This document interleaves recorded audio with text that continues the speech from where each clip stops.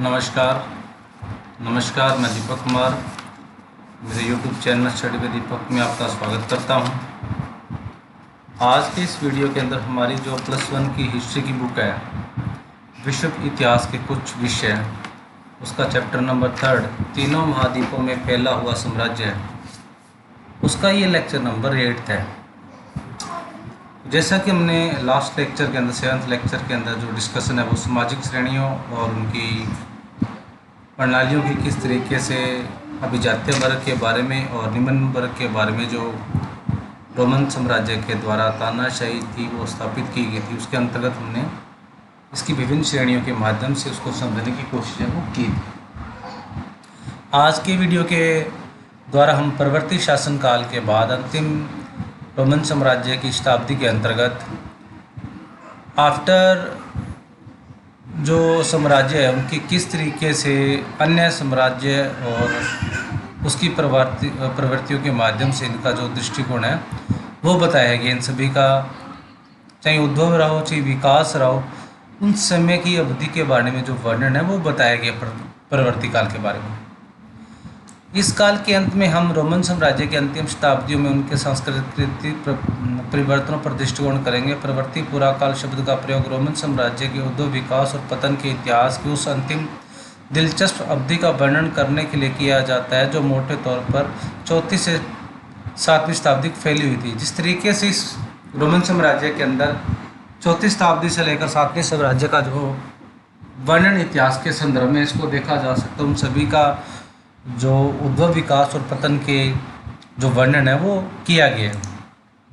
यहाँ तक कि 4वीं शताब्दी स्वयं भी अनेक सांस्कृतिक और आर्थिक हलचलों से भरपूर थी। सांस्कृतिक स्तर पर इस अवधि में लोगों के धार्मिक जीवन में अनेक महत्वपूर्ण परिवर्तन हुए, जिनमें से एक था सम्राट कॉन्स्टेंटाइन द्वारा मसाई धर्म को राजधर्म बना लेने का निर्णय और दूसरा था 7वीं शताब्दी में इस्लाम का उदय।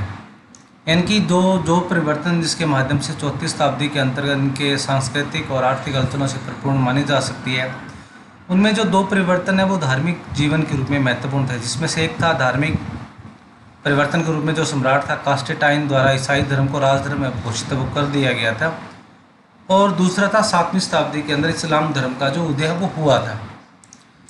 लेकिन राज्य के ढांचे में भी उतने ही महत्वपूर्ण परिवर्तन हुए। ये परिवर्तन सम्राट डायोक्लिशियस के समय काल में प्रारंभ हुए थे। तो वर्तमान स्थिति के अंदर इनका देखा जाता है तो इनका जो परिणाम स्वरूप है वो 284 लेकर 385 के जो समय काल में जो परिवर्तन आरंभ हुए थे उन सभी को देखा है वो जा सकता है।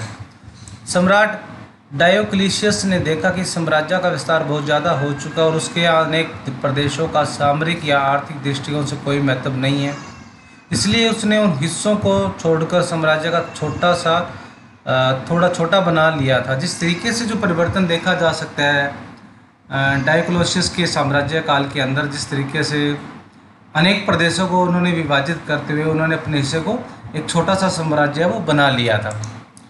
उसने साम्राज्य की सीमाओं पर किले बनवाए, प्रांतों का पुनर्गठन किया और असैनिक कार्यों को सैनिक कार्यों में अलग कर दिया गया। साथ ही उसने सेनापतियों को अधिक स्वायत्तता प्रदान की, जिससे ये सेनाधिकारी अधिक शक्तिशाली रूप से उभर कर तो सामने आए थे। जिस तरीके से परिवर्तन उनके अंदर देखा जा सकता है साम्राज्य विस्तार से लेकर उसने सैनिक कार्यों का सभी सैनिक कार्य और सेनापतियों को उसने अधिक जो स्वायत्तता वो प्रदान की थी। उन सभी के माध्यम के द्वारा जो सैन्य शक्ति थी वो काफ़ी शक्तिशाली समूह के रूप में उभर कर वो सामने वो आई थी। कॉन्स्टेंटाइन ने इनमें से कुछ परिवर्तनों को पुख्ता बनाए और अपनी ओर से कुछ परिवर्तन किए। उनके द्वारा मुख्य रूप से मौद्रिक क्षेत्र में कुछ परिवर्तन किए गए थे। जिन तरीके से परिवर्तनों का माध्यम वो देखा जा सकता है उसमें सबसे महत्वपूर्ण उसमें मौद्रिक क्षेत्र में जो नए परिवर्तन है वो किए गए थे, उनका उल्लेख है वो माना जा सकता है। उसने सॉलिडस नाम का एक नया सिक्का चलाया जो 4.5 ग्राम शुद्ध सोने का बना हुआ था। उनके द्वारा जो बनाया हुआ जो सिक्का था वो सबसे महत्वपूर्ण था। वो 4.5 ग्राम का था जो शुद्ध बना हुआ जो सोने का सिक्का वो था। यह सिक्का रोमन साम्राज्य समाप्त होने के बाद भी चलता रहा था। ये सॉलिडस सिक्के बहुत बड़े पैमाने पर डाले जाते थे और लाखों करोड़ों की संख्या में चलन में थे। तो सिक्के बनाने की परंपरा और उसको स्थायित्व देने का जो ये सिस्टम था वो सॉलिडस द्वारा काफ़ी बड़े पैमाने पर किया जाता था और काफ़ी लाखों करोड़ों की संख्या में इनका जो चलन लोगों के द्वारा है वो किया जाता था। कास्टेटाइन का एक अन्य नवाचार था दूसरी राजधानी कुस्तुंतनिया का निर्माण, जहाँ तुर्की में आजकल इस्तांबुल नगर बसा हुआ है, पहले इसे बांजेटाइन कहा जाता था। दूसरा कास्टेटाइन का जो नवाचार देखा जा सकता है वो राजधानी को देखा, जिसको कुस्तुंतनिया का निर्माण किया था, जिसके अंदर जो आजकल वर्तमान समय में इस्तांबुल जो नगर बसा हुआ है उसे कहा जाता है, पहले से बांजेटाइन के नाम से भी जाना जाता था। यह नई राजधानी तीन और समुद्र और से घिरी हुई थी। चूँकि नई राजधानी के लिए नई सेनेट की जरूरत थी, इसलिए 4वीं शताब्दी में शासक वर्गों का बड़ी तेज़ी से विस्तार है वो हुआ था। जिस तरीके से परिवर्तन के माध्यम से देखा जा सकता है, प्रशासनिक व्यवस्था के रूप में राजधानी के रूप में जो सेनेट थी वो काफ़ी शक्तिशाली थी, और जैसे जैसे शासक वर्ग और समय काल के अंदर इसमें जो परिवर्तन हुआ था उसके माध्यम के द्वारा शासक वर्गों का जो उदय था बड़ा तेज़ी से विस्तार है वो देखा जा सकता है। मौद्रिक स्थायित्व और बढ़ती हुई जनसंख्या के कारण आर्थिक विकास में तेजी है वो आई थी। जिस तरीके से मौद्रिक मुद्रा के स्थायित्व और बढ़ती हुई जनसंख्या के कारण जो जिस तरीके से व्यापारिक स्तर है वो शुरू हो गया, तो उसके माध्यम के द्वारा हम देख सकते हैं जो आर्थिक विकास है वो देश और साम्राज्य के अंदर काफ़ी तेज़ी से बढ़ रहा था। पुरातात्वीय अभिलेख से पता चलता है कि औद्योगिक प्रतिष्ठानों सहित ग्रामीण उद्योग धंधों में व्यापार के विकास में पर्याप्त मात्रा में पूंजी है वो लगाई गई थी। तो पुरातत्वीय अभिलेखों के माध्यम से भी औद्योगिक परिवर्तनों का जो संसाधनों का जो समावेश है उनके बारे में पता चलता है कि किस तरीके से व्यापारिक स्तर और जो पूंजी थी वो काफ़ी अधिक मात्रा में आर्थिक व्यापारिक और ढांचे के अंतर्गत है वो लगाई जा रही थी। इसमें तेल की मिलें और शीशे के कारखाने, पेच की प्रेसें तथा तरह तरह की पानी की मिलें जैसे नई प्रौद्योगिकी महत्वपूर्ण थी। जो नए नए उद्योग धंधे शामिल किए जा सकते हैं, जिसके अंदर तेल की मिलें थी, शीशे के कारखाने थे, पेच की प्रेसें थी, तरह तरह की जो पानी की मिलें जो बनाई जा रही थी, उसके माध्यम से जो उद्योग धंधे उनको देखा जा सकता है। धन का अच्छा खासा निवेश पूंजी के देशों के साथ लंबी दूरी के व्यापार में किया गया था, जिससे व्यापार का पुनरुत्थान हुआ था। तो जिस तरीके से धन का अच्छा जो निवेश है वो किया जाता था व्यापारिक एक दूसरे के साथ व्यापार करने के लिए, उसके माध्यम के द्वारा जो व्यापार और आर्थिक गतिविधियों का जो स्वरूप है वो काफ़ी महत्वपूर्ण है वो माना जा सकता है। इन सभी के फलस्वरूप शहरी संपदा तथा समृद्धि में अत्यधिक वृद्धि हुई, जिससे स्थापत्य कला के नए नए रूप विकसित हुए और भोग विलास के साधन भरपूर है वो तेजी हुई। अब जिस तरीके से शहरीकरण का विकास है वो हुआ था, उसके माध्यम के द्वारा जो स्थापत्य के जो भवन निर्माण उनका काफ़ी विकास हो रहा था और भोग विलास की वस्तुओं का भी काफ़ी अधिक मात्रा में तेजी है वो हो रही थी। शासन करने वाले कुलीन पहले से अधिक धन संपदा और शक्तिशाली हो गए थे। मिस्र में परवर्ती शताब्दियों के पेपायरस पौधे के पत्तों पर लिखे अनेक दस्तावेज मिले हैं, जिनसे यह पता चलता है कि तत्कालीन समाज अपेक्षाकृत अधिक खुशहाल था, जहाँ मुद्रा का व्यापक रूप से इस्तेमाल होता था और ग्रामीण संप्रदाय भारी मात्रा में सोने के रूप में लाभ है वो कमाती थी। जिस तरीके से शासन के अधिक कुलीन वर्गों के रूप में देखा जा सकता है, जो धन संपदा थी वो उनके माध्यम के द्वारा जो कुलीन वर्ग थे वो काफ़ी शक्तिशाली वो देखे जा सकते हैं। इसके अलावा जो पेपायरस पौधे के पत्तों के ऊपर जो अनेक दस्तावेज मिलते हैं उनके माध्यम से ये देखा जा सकता है जो पहले का जो समाज था वो काफ़ी खुशहाल था, मुद्रा का काफ़ी अधिक मात्रा में प्रयोग किया जाता था और काफ़ी ग्रामीण जो संप्रदाय थी उसमें सोने के रूप में लाभ है वो कमाती थी। यानी कि गांवों जो ग्राम साम्राज्य का औद्योगिकरण था वो काफ़ी महत्वपूर्ण वो देखा जा सकता है। उदाहरण के लिए 6वीं शताब्दी के दौरान जस्टिनियन के शासन में अकेला मिस्र प्रतिवर्ष 25 लाख सॉलिडस से अधिक धनराशि करों के रूप में देखा था।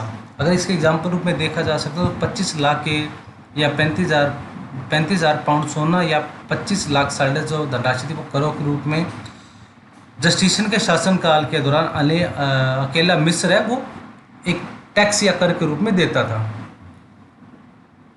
निसंदेह पश्चिमी और एशिया के बड़े बड़े ग्रामीण इलाके 5वीं और 6वीं शताब्दियों में अधिक विकसित और घने बने हुए थे। इसी सामाजिक पृष्ठभूमि के आधार पर इस अवधि में आगे चलकर अनेक सांस्कृतिक परिवर्तन अब होते और धीरे धीरे जिस तरीके से जो औद्योगिक और सामाजिक परिवर्तन हो रहा था उसके माध्यम से आगे चलकर जो काफ़ी अधिक मात्रा में जो सांस्कृतिक विकास भी देखे जा सकते हैं।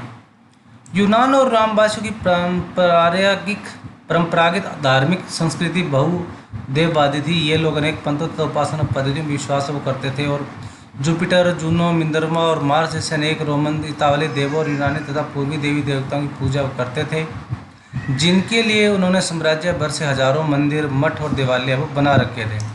जिस तरीके से इन संसाधनों का प्रयोग वो किया जाता था, उनके माध्यम के द्वारा ये देखा जा सकता है कि रोमन वासी थे वो धार्मिक संस्कृति के अंदर बहुवादी या अनेक देवताओं की पूजा करते थे।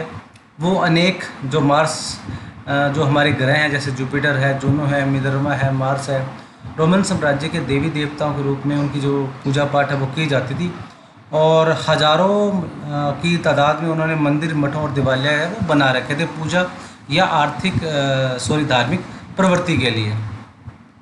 ये बहुदेववादी सेमियों को एक नाम से नहीं पुकारते थे। रोमन साम्राज्य का एक बड़ा धर्म यहूदी धर्म था, लेकिन यहूदी धर्म भी एक एकाश्मा यानी विविधता विहीन नहीं था, अर्थात परवर्ती पूरा काल के यहूदी धर्म में अनेक विविधताएं मौजूद थी।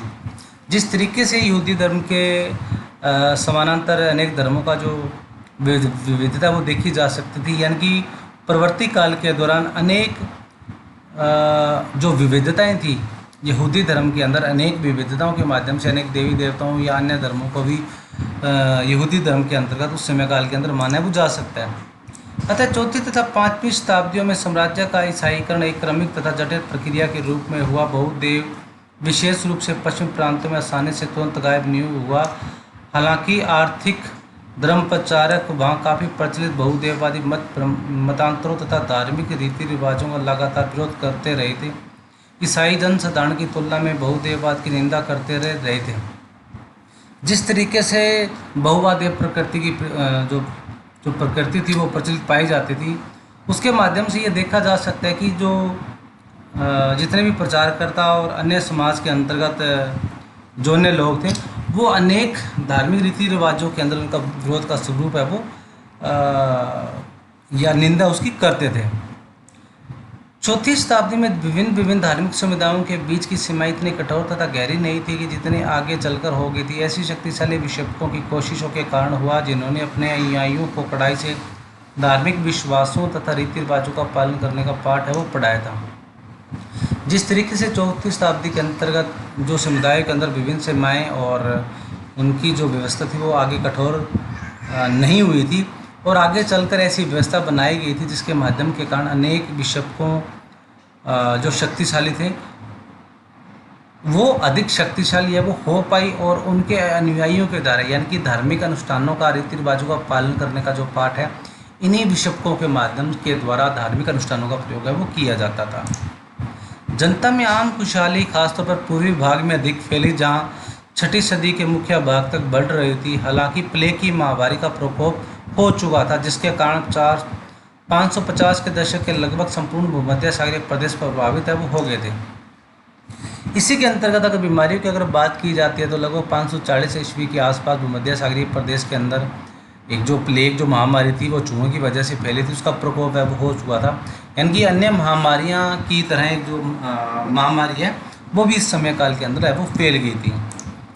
इसके विपरीत पश्चिमी साम्राज्य राजनीतिक दृष्टि से विखंडित हो गया था, क्योंकि उत्तर से आने वाले जर्मन मूल के समूहों ने सभी बड़े प्रांतों को अपने कब्जे में ले लिया था और अपने अपने राज्य स्थापित कर लिए थे, जिन्हें रोमांतर राज्य कहा जाता था। इनमें सबसे महत्वपूर्ण राज्य थे स्पेन में विसिगोथों का राज्य और गाल में फ्रैंको का राज्य और इटली में लोम्बार्डो का राज्य। इसी के अंतर्गत काफ़ी सारे जैसे साम्राज्य स्थापित हुए, उन्होंने अपने जो छोटे समूहों को राजनीतिक दृष्टि से जो विखंडित हो गए थे उनको अपने अंदर मिला लिया था, जिसमें जो मुख्य रूप से जो नाम है वो स्पेन के अंदर विसिगोथों राज्य का, गाल के अंदर फ्रैंको राज्य और इटली में लोम्बार्डो राज्य का नाम है प्रमुख रूप से लिया है वो जा सकता है। ये राज्य एक विभिन्न किस्म की दुनिया की शुरुआत के पूर्व संकेत है, जिसे दुनिया के आमतौर पर मध्यकालीन कहा जा सकता है। जिस माध्यम की या जिस तरीके से इनकी शुरुआत है उनके माध्यम से एक नई दुनिया का जो प्रचलन है, मध्यकालीन समाज का जो विकास है वो देखा जा सकता है।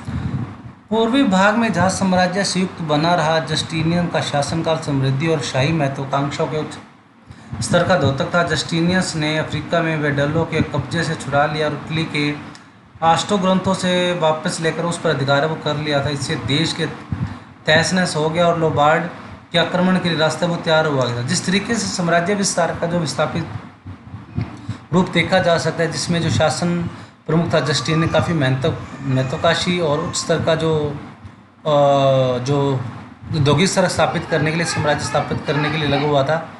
जस्टिशियस ने क्या किया, अफ्रीका के अंदर बेडल्लो को और अपने कब्जे से छुटा लिया और इटली को ऑस्ट्रोगाथों से लेकर उसे वापस लेकर अधिकार पर कर लिया था। और इस तरीके से जो व्यवस्था बनाई गई थी वो पूरी तरीके से लोबार्डो के जो आक्रमण के लिए वो रास्ता वो तैयार हो गया था। उसकी स्थिति थी काफ़ी भयानक है वो हो गई थी।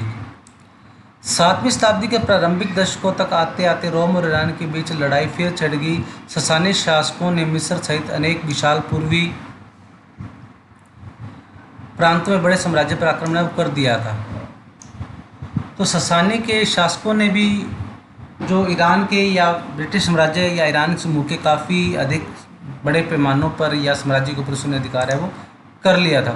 बाइजेंटाइनियम ने 620 के दशक में इन प्रांतों पर फिर से अपना कब्जा कर लिया था, लेकिन कुछ वर्ष के बाद उसने दक्षिण पूर्व की ओर से एक बहुत जोरदार अंतिम धक्का लगा जिसे वह सहन वो नहीं कर सका था।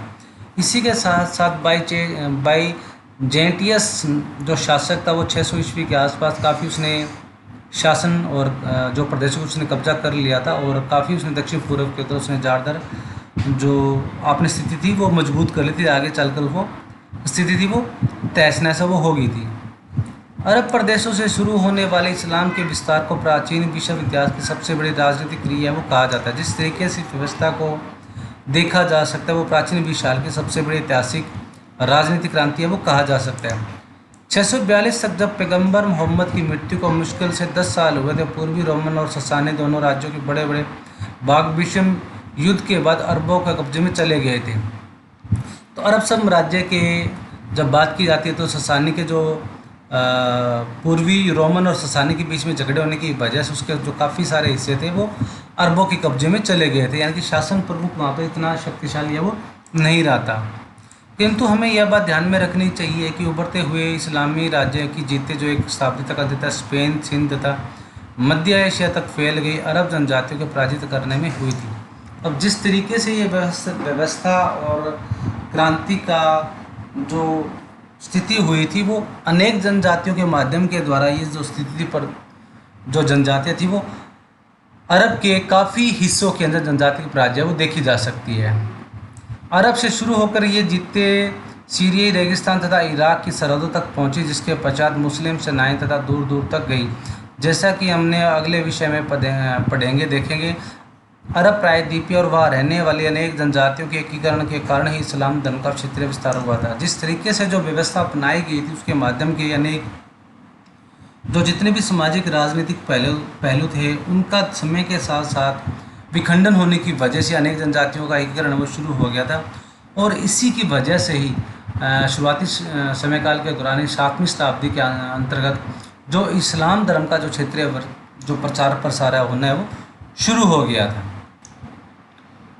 तो ये था हमारा आज का वीडियो, आज का लेक्चर, जिसके माध्यम के द्वारा हमने देखा कि किस तरीके से जो जनजातीय समूह की स्थिति थी वो समय के प्राचीन काल से लगभग उसके सांस्कृतिक परिवर्तनों का जो महत्व था वो लगभग 3वीं शताब्दी लेकर 7वीं शताब्दी के अंतर्गत देखा जा सकता है। और मुख्य तौर पर इसको 4वीं से 7वीं शताब्दी के अंतर्गत विभाजित है वो किया जा सकता है। तो इस स्तर पर अगर जब बात की जाती है समय काल के अंदर जब बात की जाती है तो मुख्य तौर पर इसमें जो रोमन साम्राज्य के उद्भव, विकास और पतन के इतिहास के संदर्भ में देखा जा सकता है, जिसके अंदर काफ़ी सांस्कृतिक स्तर पे आर्थिक सामाजिक प्रशासनिक और वित्तीय, मौद्रिक और अन्य नवाचारों के माध्यम से इनका जो जीवन काल है वो महत्वपूर्ण माना जा सकता है, जिसके अंदर काफ़ी अधिक मात्रा में और राजा के द्वारा कुछ नवाचार परिवर्तन है वो किए गए थे। जिसमें कास्टेनियन नाई नामक जो शासक था उसने लगभग सोने के सिक्के बनाने की कोशिश की थी और उसका काफ़ी अधिक मात्रा में जो चलन था वो काफ़ी लाखों करोड़ों संख्या में उसका चलन है वो पाया जाता था।